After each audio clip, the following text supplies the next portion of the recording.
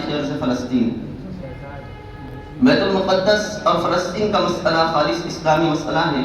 جس شخص کے دل میں امت کا درد ہے اور امت مسلمہ کے مسائل کے بارے میں جو بھی فکر مند ہے، اس کے لیے مسئلہ فلسطین سے واقف ہونا اور اس کے بارے میں متفکر ہونا نہایت ضروری ہے۔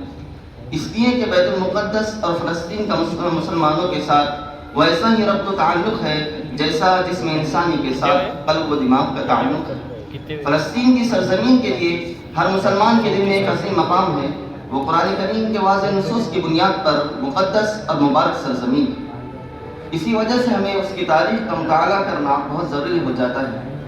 فلسطین دنیا کا قدیم ترین متمدن علاقہ، ارض فلسطین کو دنیا کے قدیم ترین متمدن علاقوں میں شمار کیا جاتا ہے۔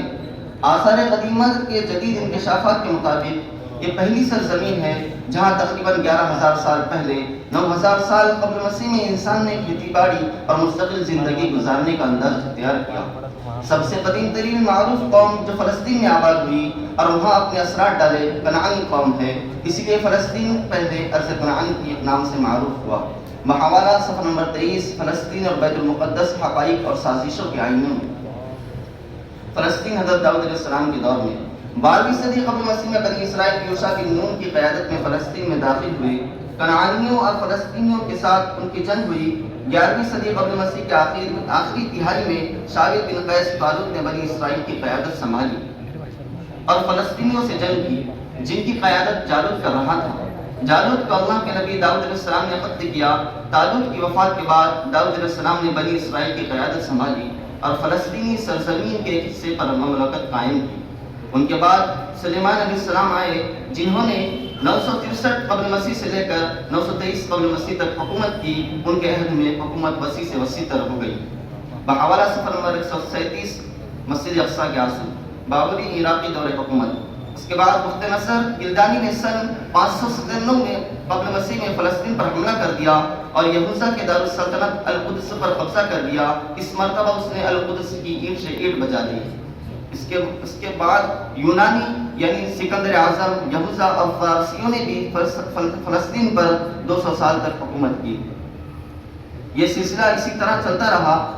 اس کے بعد عہد اسلامی میں خلیفہ اول حضرت ابوبکر صدیق نے رومیوں کے زیر کنٹرول شام کو فتح کرنے کے لیے سن 633 عیسوی میں کئی لشکر روانہ کیے اور مسلمانوں نے بحرانیت کے جنوب میں واقع وادی عربہ میں رومیوں کو شکست دی۔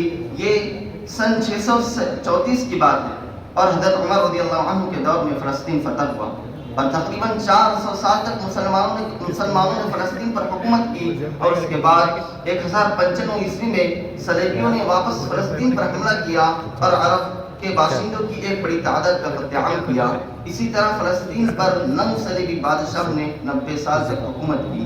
اس کے بعد سلطان صلاح الدین ایوبی نے فلسطین کو جمعہ 27 رجب المرکب 583 ہجری مطابق 2 اکتوبر 1187 عیسوی کو صلیبیوں سے واپس لے لیا۔ بحوالہ فلسطین اور بیت المقدس صفحہ نمبر 114۔ فلسطین عہد عثمانی میں۔ اس کے بعد عثمانی نے سن 1516 عیسوی میں حلب کے قریب مرج داغب کے معرکے میں ممالک پر فتح حاصل کی۔ وہ فلسطین میں داخل ہوئے۔ پھر اس وقت سے 400 صدیوں تک فلسطین عثمانی سلطنت کے زیر کنٹرول رہا۔ آخر میں سلطان عبدالحمید ثانی نے عثمانی سلطنت سنبھالی۔ انہوں نے حکومت کو منظم کیا اور عثمانی دستور بنایا، پارلیمنٹ کا نظام تشکیل دیا، شورا قائم کی، لیکن اپنے ہی لوگوں کی غداری کی وجہ سے سلطان عبدالحمید کو معزول کر دیا گیا۔ بحوالہ فلسطین کسی صلاح الدین ایوبی کے انتظار میں صفحہ نمبر 151۔